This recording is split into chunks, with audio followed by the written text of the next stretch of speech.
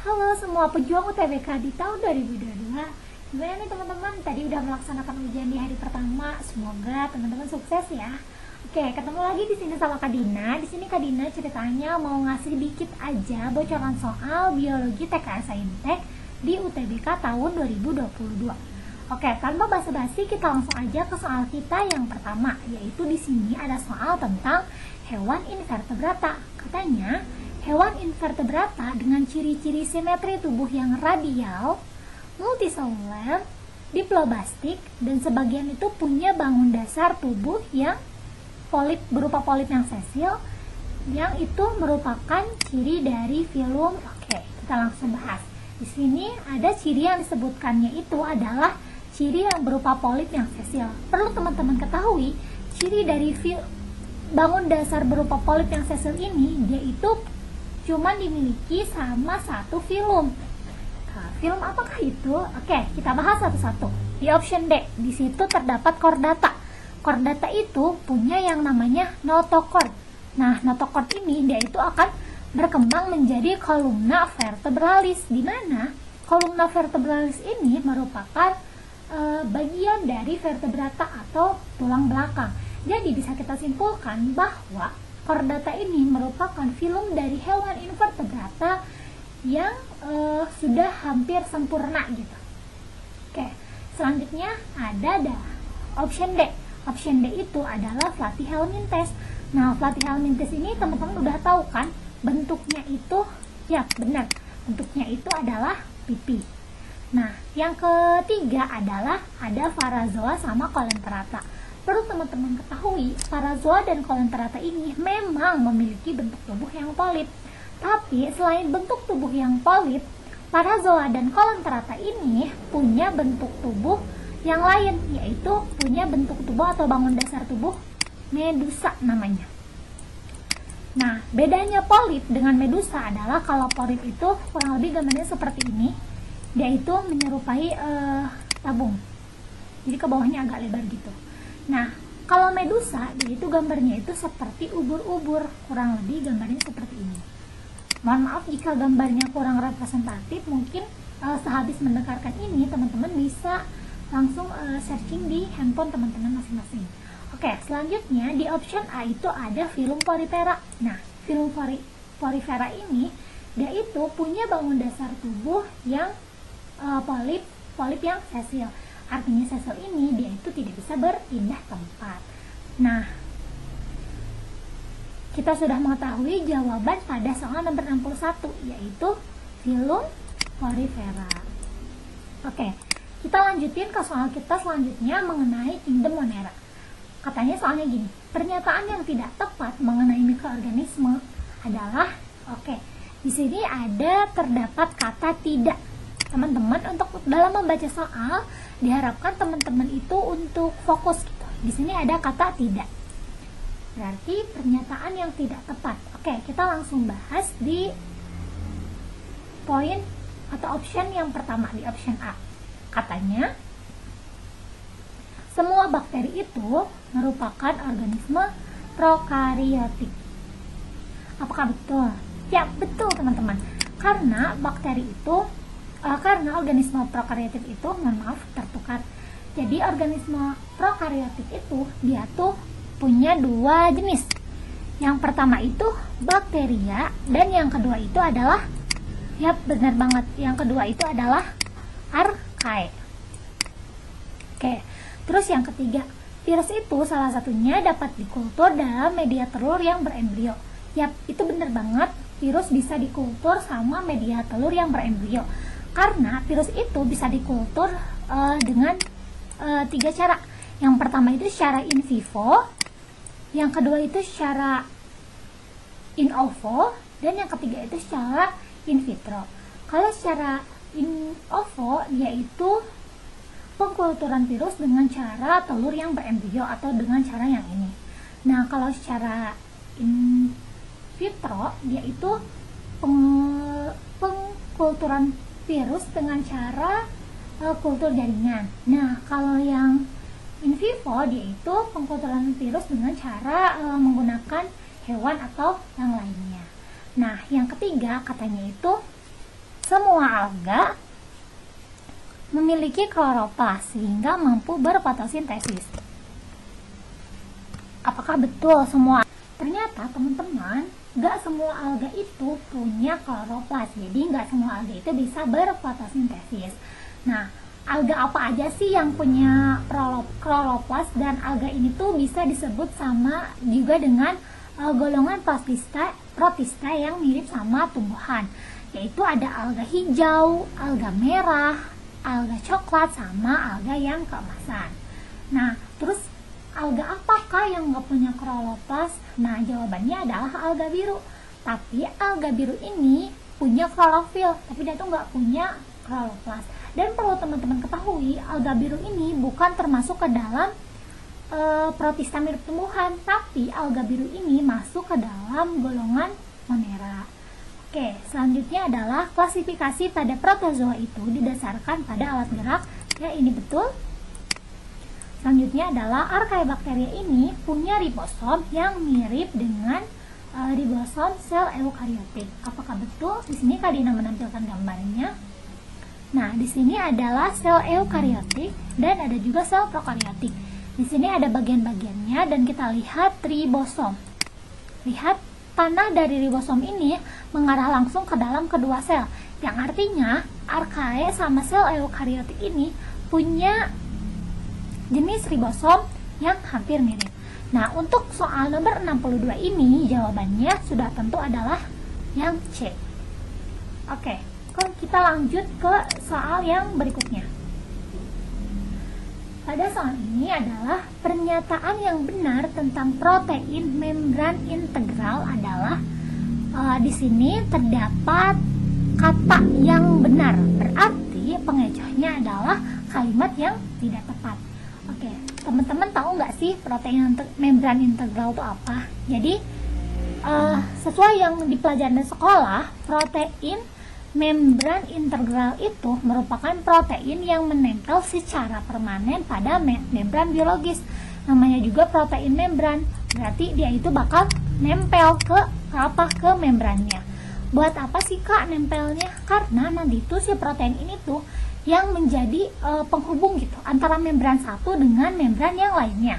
Misalnya kurang lebih gambarnya seperti ini membran yang pertama, ini membran yang kedua. Di sini terdapat celah, namun isinya adalah protein membran integral. Di sini jika ada partikel yang akan berpindah ke sini karena membran kita sifatnya tidak semi-permeable, oleh karena itu nantinya akan dipisahkan sama protein membran akan diantarkan oleh protein membran integral seperti itu.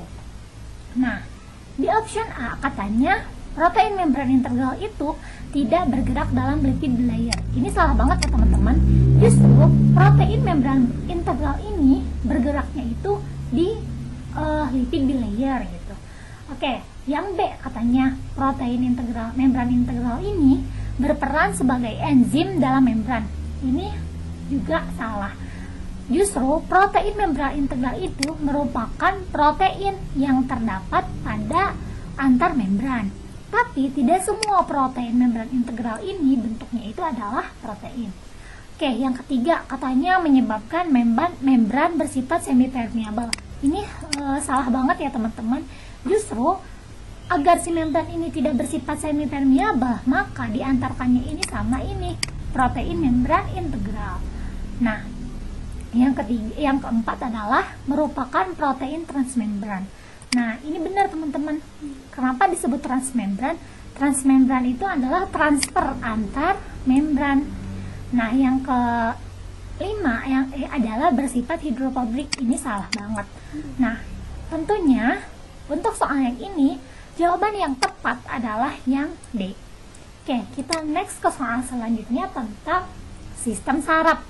Di sini pada suatu neuron, ingat di sini ada kata neuron.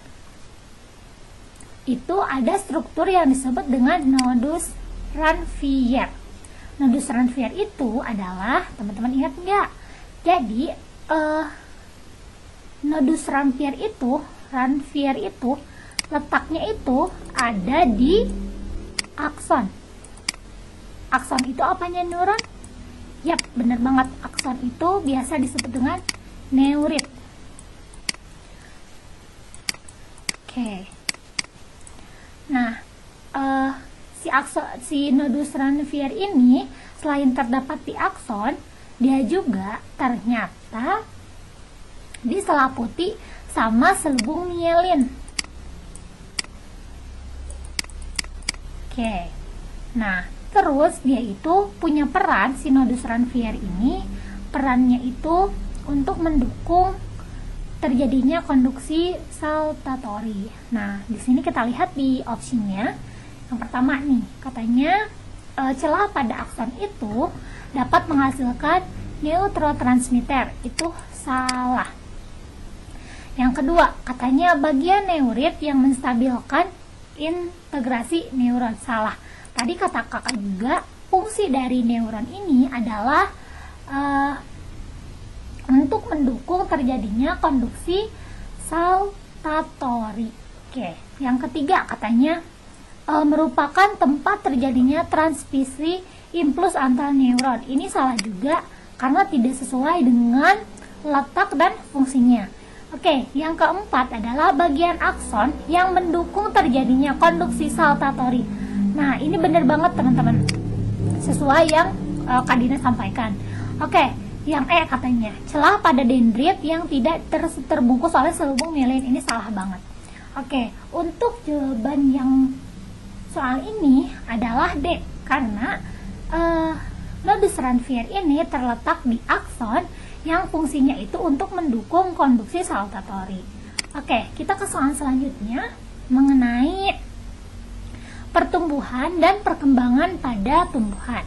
Oke, kita langsung ke soalnya. Katanya gini, pernyataan berikut ini yang benar mengenai nutrisi hara pada tumbuhan tanaman yaitu A, katanya unsur C itu merupakan satu-satunya unsur yang tidak diserap oleh akar. Apakah iya? Yap, bener banget teman-teman. Karena unsur C ini, dia itu satu-satunya unsur yang diambil dari udara. Udara itu apa? Udara itu adalah, dalam bentuknya itu adalah gas oksigen atau O2. Oke, yang kedua, yang B katanya, pupuk yang mengandung unsur nitrogen dimanfaatkan untuk sintesis amilum. Apakah benar? Salah. Karena unsur N ini, unsur nitrogen ini, dia itu akan menghasilkan protein. Proteinnya itu nanti itu buat apa? Buat asimilasi gitu. Oke, selanjutnya yang C katanya pembentukan klorofil itu memerlukan unsur magnesium sebagai biokatalisator. Nah, teman-teman, unsur magnesium itu merupakan unsur utama penyusun klorofil. Selain unsur C, unsur H, unsur O, sama unsur M. Jadi, ini tidak benar. Karena untuk pembentukan atau penyusun klorofil ini tuh perlu unsur lain, yaitu unsur C, unsur H, sama unsur O. Nah, untuk yang D, yaitu kekurangan unsur Fe dalam tumbuhan ditandai dengan terjadinya kekerdilan pada tumbuhan. Nah, unsur Fe ini peran dalam tumbuhannya tuh ngapain sih? Nah, si Fe ini peran dalam tumbuhannya itu sebagai katalisator dalam bentuk klorofil. Jadi, kalau kekurangan Fe nanti si tanamannya tuh kenapa Kak? Nah, kalau kekurangan Fe, si tanamannya itu bukan kerdil, tapi si tanamannya itu lebih ke kuning, seperti itu. Nah, untuk yang E, terbentuknya penebalan pada dinding sel tumbuhan terutama dipengaruhi oleh unsur Zn. Teman-teman perlu kita ketahui bahwa unsur Ca dan unsur K itu penting dalam penebalan dinding sel. Jadi, unsur Zn ini tidak ada urusannya gitu dalam penebalan pada dinding tumbuhan. Nah, setelah penjelasan dari kakak tadi, tentunya kita tahu bahwa jawaban untuk pertanyaan ini adalah yang A. Oke, kita lanjut ke soal kita selanjutnya. Di sini ada masih soal mengenai pertumbuhan dan perkembangan pada tumbuhan. Oke, di sini katanya gini soalnya. Reaksi fisiologis tumbuhan dan hewan dengan panjang siang atau malam hari berupa respon perkembangan dan pertumbuhan bunga disebut A. Vernalisasi, B. Etiolisasi, C. Photoperiodisme, D. Dormansi, dan E. Estivasi. Oke, kita jabarkan satu persatu dari opsi yang terlebih dahulu, yaitu estivasi. Estivasi itu apaan sih, Kak? Estivasi itu merupakan adaptasi yang dilakukan oleh hewan tertentu untuk menghindari panas yang tinggi. Nah, estivasi itu merupakan adaptasi. Kok bisa sih hewan itu menghindari panas yang tinggi? Karena apa? Karena dia itu buat mencegah kekurangan air gitu dalam musim kemarau atau musim panas. Nah, yang dalam poin D ada yang namanya dormansi. Dormansi itu apaan sih, Kak? Dormansi itu keadaan berhenti tumbuh. Nah, kok bisa sih berhenti tumbuh itu? Karena proses ini tuh dialami sama organisme hidup. Atau enggak proses ini tuh, kalau enggak organisme hidup atau enggak bagiannya. Misalkan kalau dari tumbuhan, akarnya enggak memanjang atau batangnya tidak memanjang atau bahkan tidak tumbuh daun. Nah, itu tuh merupakan proses dormansi. Karena proses ini jadi tidak mendukung pertumbuhan yang normal untuk suatu organisme. Oke, yang A ada vernalisasi. Vernalisasi itu merupakan peningkatan pembungaan. Nah, kok bisa sih jadi meningkat gitu ya pembungaannya? Karena dia itu dipengaruhi sama suhu yang rendah. Oke, yang ketiga adalah etiolasi. Teman-teman pasti udah sering banget ngedenger yang namanya etiolasi. Etiolasi ini, mohon maaf, merupakan pertumbuhan cepat di tempat gelap karena hormon ausinnya itu tidak terurai. Pertumbuhan cepatnya apa yang bertumbuh cepat? Yang bertumbuh cepat itu adalah batang dari tumbuhan. Teman-teman sering banget mungkinnya pernah praktek di sekolahnya, kalau numbuhin batang di tempat terang sama di tempat gelap, yang paling panjang itu pasti yang di tempat gelap. Kok bisa sih yang paling panjang di tempat gelap? Karena ausin mereka tuh nggak terurai, jadi mereka tuh terus memanjang. Terus tapi teman-teman jangan mentang-mentang lebih cepat gede di tempat gelap, jadi pada menanam di tempat gelap, itu salah banget ya teman-teman. Karena kalau misalnya kita itu menanam di tempat yang gelap, otomatis nanti batangnya itu akan rapuh, batangnya tidak kokoh dan akan cepat mati atau cepat layu. Oke, yang ketiga adalah fotoperiodisme. Fotoperiodisme ini merupakan respon fisiologis tanaman terhadap lamanya penyinaran yang mempengaruhi pertumbuhan dan perkembangan. Juga mempengaruhi juga pada pertumbuhan bunga. Jadi jawabannya yang vernalisasi atau fotoperiodisme. Ya benar. Untuk soal yang sekarang jawabannya adalah oke, kita langsung ke soal yang terakhir, yaitu tentang genetika. Katanya soalnya seperti ini. Pertanyaan berikut yang benar tentang untai legging strand pada replikasi DNA adalah, perlu teman-teman ketahui, untaian DNA pada replikasi itu dibagi menjadi dua bagian. Nah, yang pertama itu adalah legging strand, dan yang kedua itu adalah leading strand atau LD, kita singkat saja.